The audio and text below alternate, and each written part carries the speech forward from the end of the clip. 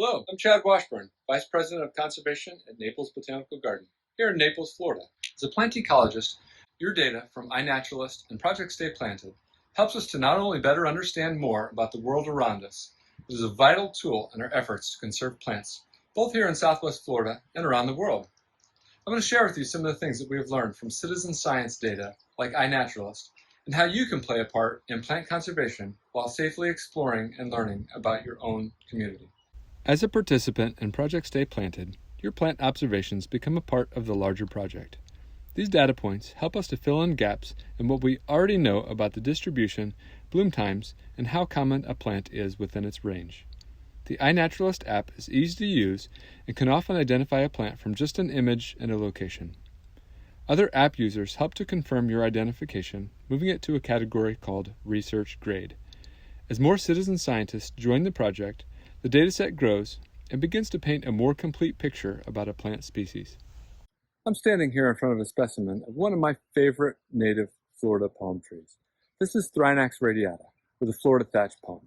It's native to the southernmost counties of Florida, the Caribbean, parts of Mexico, and Belize. You can see from this map, created using citizen scientist data from iNaturalist, locations where the Florida thatch palm have been reported.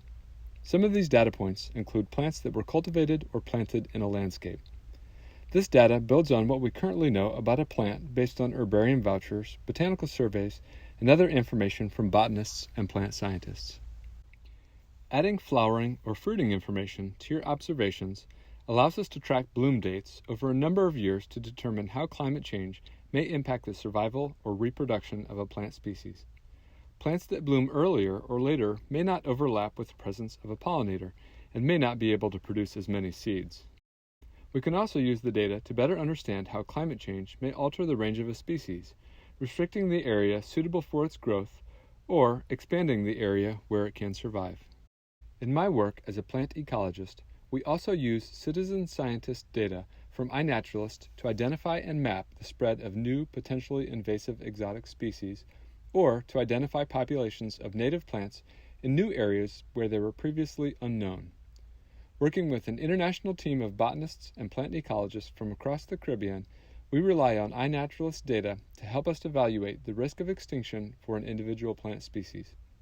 Recently, while assessing a plant known to be native to one U.S. Virgin Island, we found two newly reported populations from two of the British Virgin Islands using observations from iNaturalist.